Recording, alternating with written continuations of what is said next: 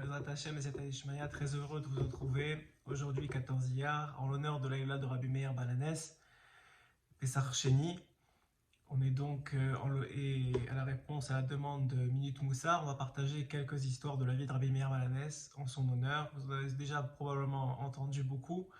Rabbi Meir est un des sages les plus connus dans le monde juif.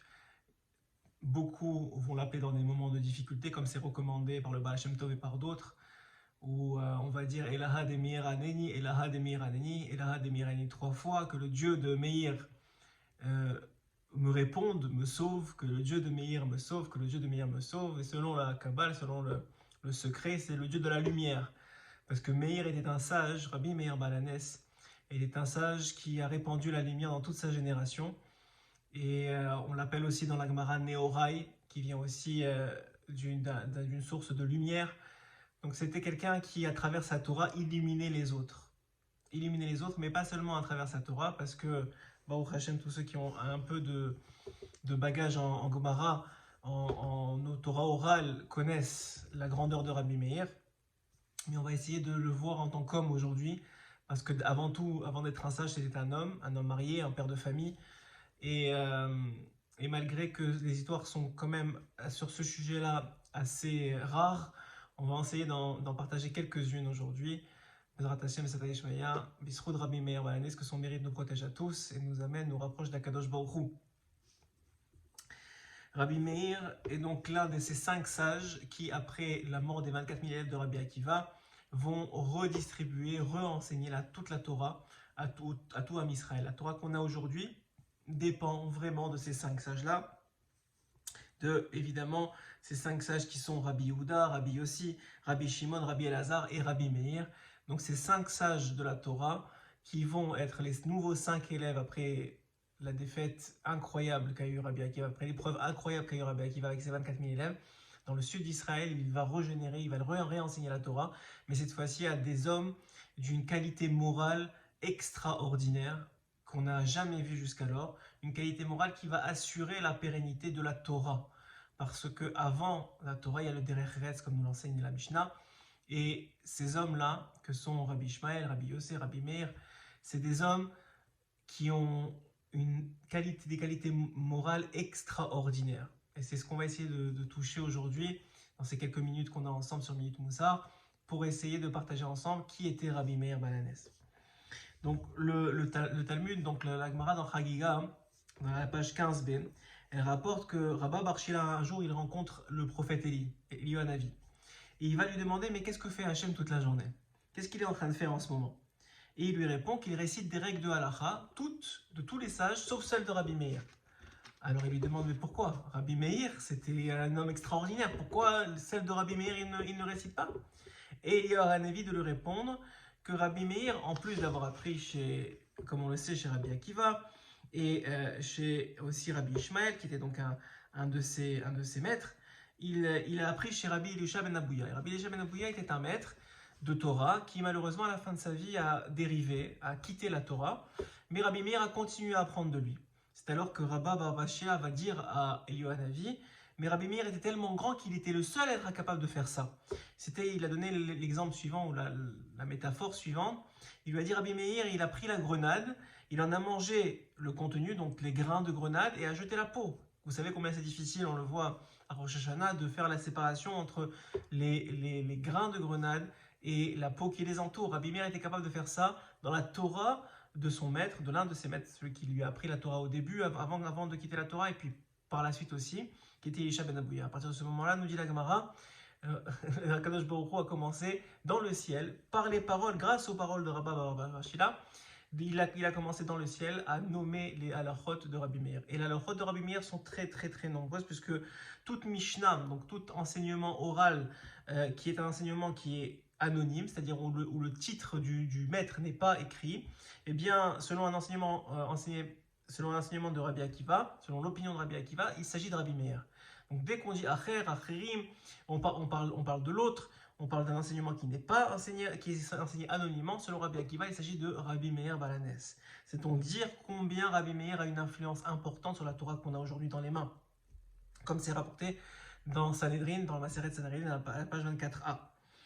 En plus de ça, malgré tout, la halakha ne suit pas la halakha stricte que l'on suit aujourd'hui, ne suit pas l'opinion de Rabbi Meir dans la plupart des cas, si ce n'est dans tous les cas. Simplement, parce que son avis n'était pas retenu, parce qu'il était extrêmement profond, et il était incapable, Rabbi Meir, de prouver le vrai et son contraire à ses co-religionnaires, à ses amis, à ses disciples, et donc ses propres disciples et ses propres religionnaires n'étaient pas capables de savoir si Rabbi Meir avait prouvé le vrai ou le faux. Il était tellement bon dans son articulation, dans son argumentation, dans ses preuves, il avait tellement un esprit profond et aiguisé qu'il était capable de faire croire à l'autre ce qu'il voulait. Et donc c'est pour ça que la halakha n'a pas été retenue selon lui. Mais ça montre encore une fois combien il était grand en Torah.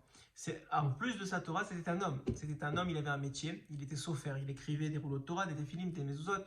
Et il avait avec ce qu'il ramassait par semaine, il avait une règle.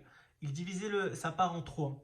La première part était pour se nourrir avec sa famille, la deuxième part pour se vêtir ainsi que sa famille, et la troisième part, elle était pour donner la tzedaka aux érudits en Torah de sa ville, aux érudits en Torah qui étudiaient la Torah. Un jour, ses élèves sont même venus lui demander, ils lui ont dit, mais Rabbi Meir, qu'est-ce qui va arriver avec tes enfants? Tu n'économises rien. Un tiers pour manger, un tiers pour t'habiller, et un tiers tu donnes tzedaka. Il ne reste plus rien à la fin du mois. Qu'est-ce qu'il leur a répondu?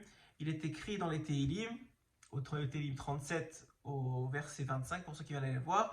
J'ai été jeune, je suis devenu vieux. C'est d'ailleurs un Tehillim qu'on dit dans Birkat Hamazon, dans la prière qu'on fait après le repas manger avec du pain. J'ai été jeune, je suis devenu vieux.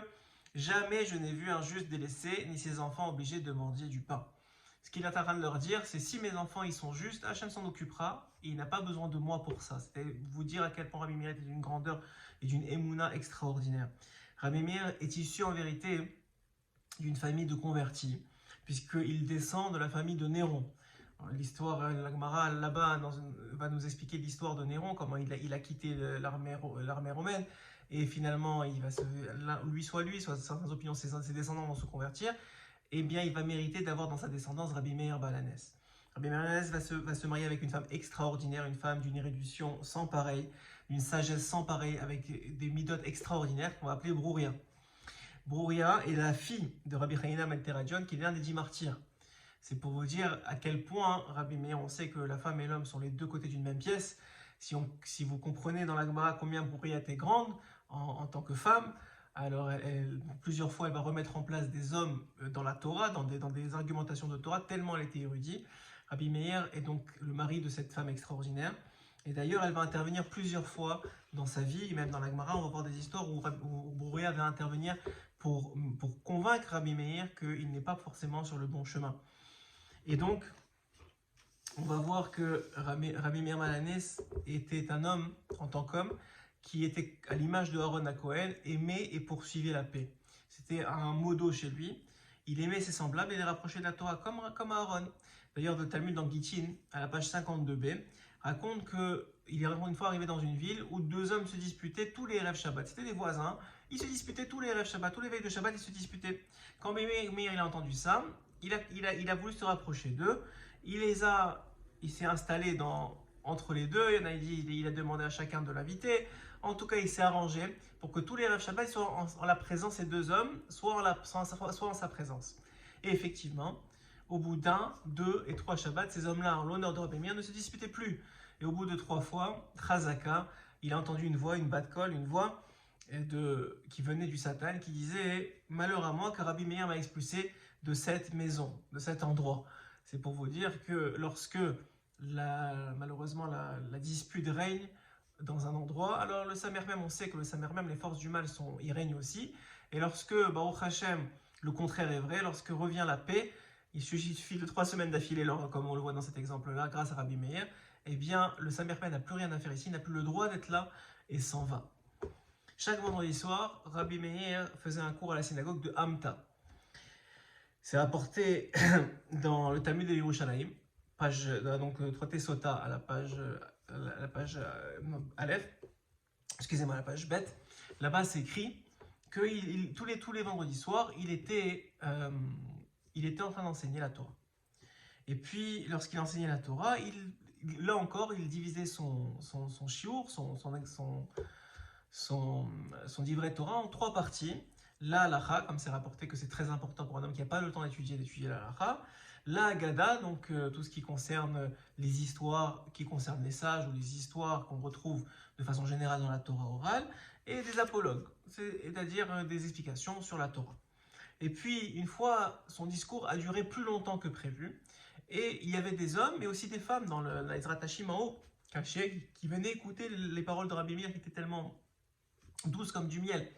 Et donc il y avait une femme qui venait tous les vendredis soirs, mais son mari malheureusement n'était pas tellement érudit, il n'était pas très intéressé à être érudit non plus, et donc lui il restait à la maison et l'attendait. Et puis un jour, Rabbi Meir, un vendredi soir, son chiour a duré un peu plus longtemps. Et il s'est avéré que cette femme-là est rentrée plus tard à la maison, alors que les bougies de Shabbat étaient déjà éteintes. Le mari, rustre, comme je vous ai dit, c'était pas un très grand Talmid Chacham, bien au contraire, il a commencé à s'énerver contre sa femme. Comment elle peut rentrer aussi tard, même si elle est partie voir un rabbin, qu'elle aille cracher sur le visage du rabbin. Si elle lui a dit, tu ne rentres pas ici, tant que tu n'auras pas craché sur le visage de son rabbin, soi-disant, qui lui a enseigné la Torah, il l'a fait retarder. Et effectivement, quand Rabbi Meir il a appris, il a demandé à la femme de prononcer une formule incantatoire, une formule contre la Ainara, contre le mauvais œil, et de lui cracher 7 fois au visage. Mais évidemment, il y avait ses élèves qui étaient présents. Et ces élèves ont demandé, une fois que la femme est partie, mais comment on peut permettre qu'une femme puisse cracher sur ce qui représente aujourd'hui l'un des gadoladors. On parle de quelqu'un d'extraordinaire. C'est comme si vous voyez quelqu'un aujourd'hui, nous cracher sur Rav Kanievski. C'est inimaginable. Comment vous avez pu permettre ça? Alors il a rapporté une Gemara dans Sota qui explique que Akadosh Baruch Hu est prêt à effacer son nom lorsqu'une femme est soupçonnée d'adultère pour essayer de l'innocenter et pour qu'elle reparte avec son mari et que se recrée le shalom entre eux. Il a dit, si déjà Hachem il est prêt à effacer son nom, alors a fortiori moi, qui ne suis qu'un homme, qui ne suis même un sage, mais qui ne suis qu'un homme, je suis prêt à me faire cracher dessus pour que cette femme puisse rentrer chez elle en paix avec son mari. C'est pour vous dire les priorités de Rabbi Meir Balanès. Et c'était d'ailleurs les priorités des 5 sages qui ont transmis la Torah à partir de ce moment-là, et dont la Torah qu'on a aujourd'hui est celle de ces 5 sages-là. C'était des hommes d'abord qui privilégiaient avant tout le Derech Eretz, avant tout le shalom, avant tout la paix, avant tout le bonheur d'autrui, et qui ensuite étaient prêts étaient des gens extrêmement anaves, d'une humilité extraordinaire. Rabbi Meir en faisait partie, évidemment. Et c'est aussi vrai, comme je vous ai dit, sa femme, Brouya, intervenait énormément dans la vie de son mari. Et il est rapporté dans Brachot, à la page 10a, dans le Masechet Brachot, donc le Talmud de Brachot. Là-bas, il est rapporté que Rabbi Meir, à un moment de sa vie, était très très importuné par des voyous, qui étaient juifs, mais c'était des voyous, qui n'avaient aucun respect pour la Torah, et qui chaque fois que lui rentrait à la maison, lui faisait des histoires, lui mettait des pierres, je ne sais pas ce qu'il lui faisait, la Gemara ne rentre pas dans les détails, mais en tout cas il l'embêtait énormément, et ça embêtait, ça importunait beaucoup Rabbi Meir Balanès. Et donc un jour il est rentré, et il a compris que c'était peut-être le moment qu'ils fassent leur tikkun, et que la seule façon qu'il n'ait pas à payer de cette injure-là à la Torah, dans le monde à venir, parce que même si lui, il était mochel, il pardonnait, mais il savait très bien qu'Hachem ne pardonnait pas lorsqu'on manque de respect à un sage de la Torah dans ce monde, et donc il a dit à sa femme, il me semble que la seule façon qu'il ne paye pas dans le monde futur à cause de moi, c'est-à-dire à cause de ce qu'ils m'ont fait, c'est qu'il meure. Et donc je vais prier pour qu'il meure. C'est alors que Boréa lui dit, mais c'est écrit dans Tehillim, si vous voulez vérifier encore une fois, dans Tehillim 104 au verset 35, c'est écrit que les pécheurs chotim disparaîtront, mais les péchés chataim, c'est pas les pécheurs chotéim, c'est pas les pécheurs qui sont des chotim qui vont disparaître, mais c'est les chataim, c'est les fautes qui vont disparaître. Alors il dit, au lieu de prier pour qu'il meure, prie pour qu'il fasse tchouva, prie pour qu'il se fasse tchouva. C'est une question en soi de savoir comment un homme peut prier pour qu'un autre fasse tchouva, mais ça c'est encore un autre shiur qu'on pourrait aborder ensemble peut-être une fois. En tout cas, ce qui est sûr, c'est qu'il a prié, qu'ils ont fait tchouva, et qu'ils ont fait leur tikkun dans ce monde sans mourir. Et ça, c'était la force de Brouya, de voir dans les versets de la Torah la façon aussi d'atténuer le din, la rigueur. Et voilà qui était un petit peu Rabbi Meir Balanès en quelques minutes, pour que vous compreniez quelle grandeur de qui on parle. Évidemment que c'est un très très grand mérite d'allumer des bougies en son honneur.